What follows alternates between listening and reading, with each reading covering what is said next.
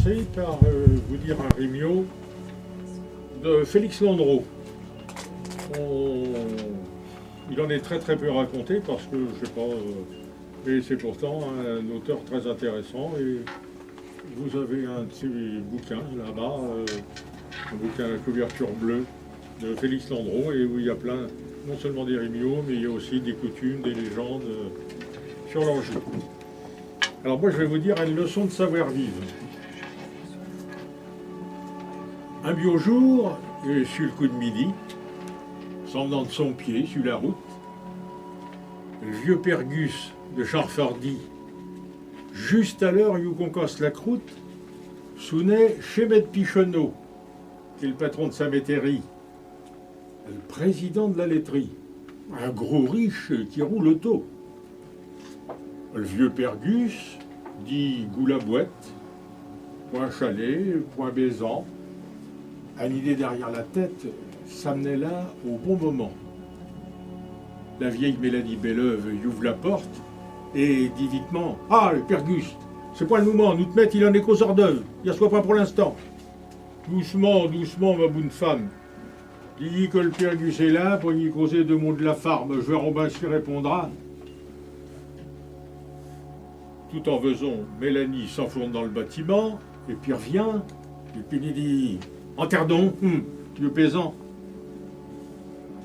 Ben, le bonjour la compagnie. Ah, excusez donc si je suis en retard. Bonne santé, bon appétit. Ah, ça ne manque point, mais crâne d'anzard. Assisez-vous donc le père, prenez donc le fauteuil de velours. Mélanie, apporte un verre. Vous allez bien boire un coup. Oh, c'est vrai point de refus, nous te mettre. Il fait chaud, bon, ça c'est certain. Mais à cette heure, matinée faite, je me sens bien moins soif que faim. Dans le dent de lit, ou de vieille ficelle, ils se disaient, ils vont m'inviter. Mais ni le patron, ni la demoiselle, ils n'en ont point persillé. À votre santé, mon brave homme. À la vôtre, maître Pichonneau. Et cette année, y a-t-il des pommes? Combien de vaches qui vont faire viau? Les questions, les réponses amoncellent tout petit à petit, tout comme la légume et le rôti. Si bien qu'à la fin, la pio du front y fronce au Pergus tout déconfit. Bah, c'est qu'il y a donc qui vous attriste. Tout va pourtant bas, ce que je vois. C'est-il la mère? C'est-il Alice? Bah, c'est-il vous de gore? Bah, enfin, quoi? Faut que je vous dise que la nuit dernière, la grande trait de la soute derrière, elle s'est mise à gorichonner. Non, qu'il y a-t-il court? Oh, elle en a amené 13 gorées, tous ben vivants, ben frais de corps. En score, qu'il y a-t-il donc? Ah, mais je vous demande ben pardon, nous te mettre. Il n'y a que la trait, c'en est une mage. On a que 12 trayons pour 13 gorées de son amenage. Ah ben encore, en score. Le 13e qui ne peut être, ben, qu'est-ce qu'il devient donc dans cette affaire? Oh, c'est pas là toute une histoire, voyez-vous ben. Ah, il fait comme moi, il regarde les autres manger.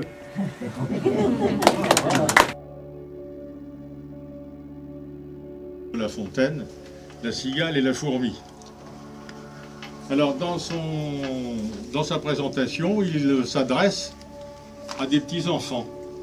Donc je vais vous faire la présentation et Ulysse, mon petit-fils qui est là, va prendre la suite.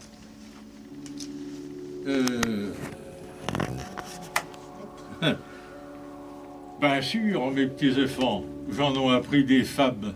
Ah, mais c'est si loin tout ça. Ça, j'en ai perdu le souvenir. Et c'est ni plus ni moins pour vous être agréable qu'Ulysse va vous dire la cigale et le fourmi. La cigale, qu'elle va chanter tout l'été. Ça te va bien l'attraper une fois la saison passée. Pour Roucheux, elle avait un, pas le plus petit morceau de pain. Chez le fourmi, qui est gaounette, elle va tirer la sounette en demandant des bailler 2 fois graines pour point qu'un. Ça me poussera bien quelques semaines, jusqu'à la saison prochaine. Je rembourserai, bon animal. les intérêts et le capital. Formy n'aime point les flatteuses. Ça, c'est son péché mignon. En note, qu'est-ce que vous faisiez donc, dit-elle à cette quémandeuse. Long des jours, devant ma maison, ben je chantais, le cul sur une chaise. Vous chantiez? J'en sais bénaise. À cette heure, dansez le rigolo. Un petit peu de diversion à ce qui vient d'être dit. On va parler, mais parler en chantant. Vous savez tous comme moi que le Gomil, comme on l'appelait, Émile Joulin, non seulement c'était un patoiseux, mais également c'était un chanteur. Du grand magasin.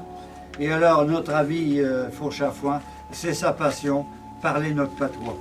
Ah oui. À toi, Fourchafouin. Ah oui, Émile Joulin, c'était un de mes premiers maîtres. Alors, vous savez que une charrette, n'est-ce pas? Eh bien, si, quand elle n'est pas attelée, si on ne met pas des supports, si on ne met pas des chambrières pour la tenir, eh bien, elle s'en va brancard en l'air. Forcément, elle tombe, comme on dit, par le cul de la short, parce que quand il arrivait, ça pouvait se produire aussi quand les harnais se rompaient. Alors quand les harnais se rompaient, toc, le tombereau vidait tout son contenu, le bonhomme et puis tout ce qu'il y avait dedans. On disait, il est parti par le cul de la short. Alors quand il arrivait de pareils accidents, c'était quand même dommage pour les victimes, mais au lieu de les plaindre, on en riait. Par le cul de la short, il s'est retrouvé, le Gaulois, en ramassant ses jarbes. On n'avait point vu un gros pavé, traite dans le miton d'une bouillie d'arbres. La roue a passé par-dessus. Toute la charrue s'était bouée là, et le Gaulois s'est trouvé sur le cul, tout embourré dans la charretée. Ben, s'il avait les yeux sur sa jument, d'abord lieu de boyer au corneille, que le monde non dit, ben, il y aurait sûrement jamais arrivé chose pareille. La charité chrétienne. Ouais. Dire le gars qui aime bien boire. Par le cul de la charre jusqu'au fondio, qu'il a coulé ton trou de fil. Il s'en revenait de faire son bulot. Il était couclou, chargé à plus de 15 000. Les tout sur bout sur la bascule. Le petit point qui se trompe dans de gouet. Au lieu d'aller, il broille. Hercule! Ah, ben ça l'a tout de suite dessoulé. Il s'est tiré la Dieu sait comme. Ben le monde non dit, s'il buvait du lait, ben ça n'y arriverait point, pauvre bonhomme. Parce que de la chatte, que le gars Lucien, il a roulé comme une grosse plotte. Il veut point écouter les anciens. Quand il charge une short et de carottes, ce couillon-là, il oublie de caler et de décrocheter la chambérière. L'autre jour, une fille vient lui parler, va vite la cour par derrière.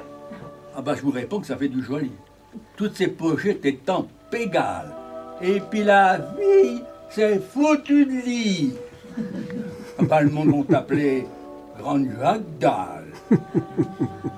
Ben, c'est arrivé même au Père Pierre, un brave bonhomme, le Père Pierre, pourtant. Hein.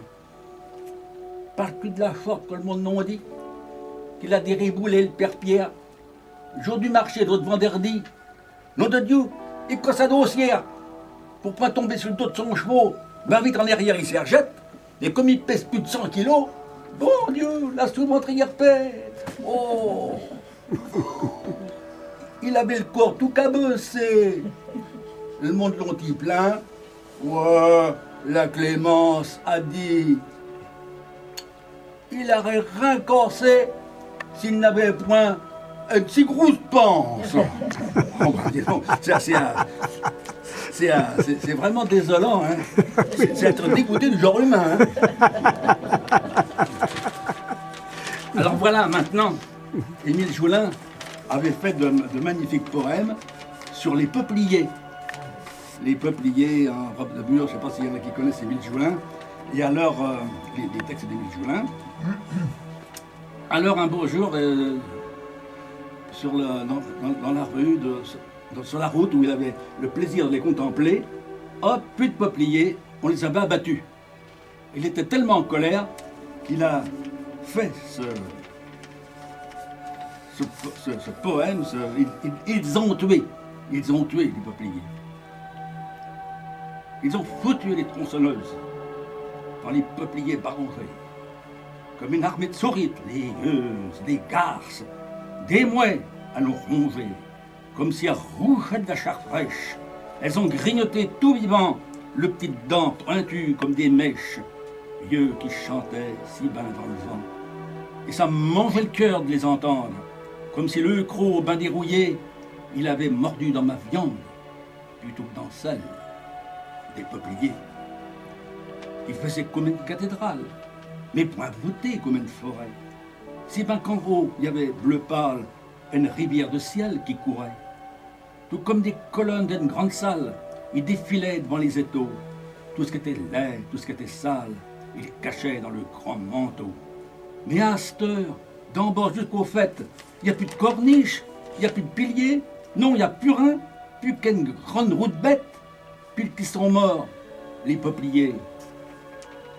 Dans le tas, un gars qui est bien capable et qui a du cœur et de la raison m'a dit que j'étais inséparable des peupliers de mon horizon.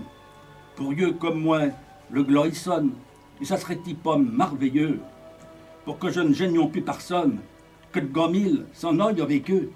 Vieux comme moi, on n'a plus qu'à se taire, ça l'arrangerait tellement braillé, et ils n'ont plus qu'à me foutre en terre, puisqu'ils ont tué les peupliers.